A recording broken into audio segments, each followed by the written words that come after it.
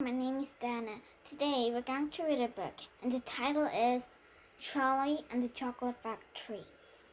We're going to read chapter 2 today. In the evenings, after he had finished his supper of watery cabbage soup, Charlie always went into the room of his 4 grandparents to listen to their stories, and then afterwards to say good night. Every one of those old people was over 90. They were shivered as prunes, and as bony as skeletons. As through the day, until Charlie made his appearance, they lay huddled in their own bed, 2 at either end, with nightcaps on to keep their heads warm, dozing on the time away with nothing to do. But as soon as they heard the door opening, and heard Charlie's voice saying, "Good evening," Grandpa Joe and Grandma Josephine and Grandpa George and Grandma Georgina, then all 4 of them would suddenly sit up, and their old wrinkled face would light up with smiles of pleasure, and the talking would begin, for they loved this little boy, who was the only bright thing in their lives, and his every evening visits were something that they looked forward to all day long. Often, Charlie's mother and father would come in as well and step by the door, listening to the stories that the old people told. And thus, for perhaps half an hour every night, his room would become a happy place, and the whole family would forget that it was hungry and poor. One evening, when Charlie went in to see his grandparents, he said to them, "Is it really true that Wonka's chocolate factory is the biggest in the world?" "True?" cried all of them at once. "Of course it's true. Good heavens, didn't you know that? It's about 50 times as big as any other. And is Mr. Wonka really the cleverest chocolate maker in the world?" "My dear boy," said Grandpa Joe, raising himself a little higher on his pillow, "Mr. Willy Wonka is the most amazing, the most fantastic, the most extraordinary chocolate maker the world has ever seen. I thought everybody knew that." "I knew he was famous, Grandpa Joe, and I knew he was very clever." "Clever!" cried the old man. "He's more than that. He's a magician with chocolate. He can make anything he wants. Isn't that a fact, my dears?" The other 3 old people nodded their heads slowly up and down and said, "Absolutely true.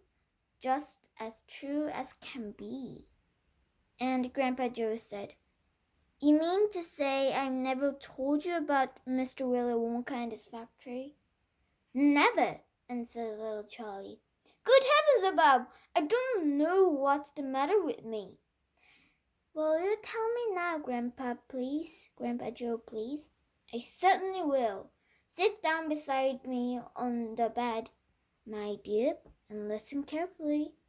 Grandpa Joe was the oldest of the 4 grandparents. He was 96 and half, and that's just about as old as anybody can be, like an extremely old people. He was still delicate and weak, and through the day he spoke very little. But in the evenings, when Charlie, his beloved grandson, was in the room, he seemed in some marvelous way to grow quite young again. All his tiredness fell away from him, and he became as eager and excited as a young boy. Oh, what a man he is, this Mr. Willy Wonka, cried Grandpa Joe. Did you know, for example, that he has candy bars, each with different color, center, each were sweeter and creamier and more delicious than anything the other chocolate factories can make. Perfectly true, cried Grandma Josephine. And he sends them all the four corners of the earth. Isn't that so, Grandpa Joe? It is, my dear, and to all kings and presidents of the old world as well. But it isn't only candy bars that he makes. Oh dear me, no. He has some really fantastic imitation up his sleeve. Mr. Willy Wonka has. Did you know that he's invented a way of making chocolate ice cream so that it stays cold for hours and hours without being in the icebox? You can't leave it lying in the sun all morning on a hot day and it won't go runny. But that's impossible, said little Charlie, staring at his grandfather. Of course that's impossible, cried Grandpa Joe. It's completely absurd. But Mr. Willy Wonka has done it. Quite right, the others agreed, nodding their heads. Mr. Wonka has done it. And then again, Grandpa Joe went on, speaking very slowly, now so that Charlie wouldn't miss a word. Mr. Willy Wonka can make marshmallows that taste of violets and rich caramels that change colors every 10 seconds as you suck them, and little father sweets that melt away deliciously the moment you put them between your lips.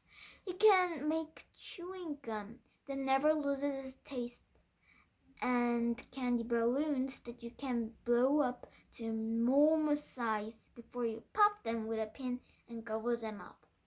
And by a most secret mouth, he can make lovely blue birds' eggs with black spots on them.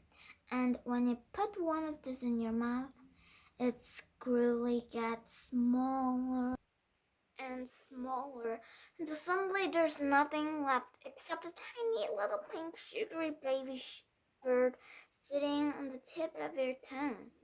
Grandpa Joe paused and ran the point of his tongue slowly over the lips.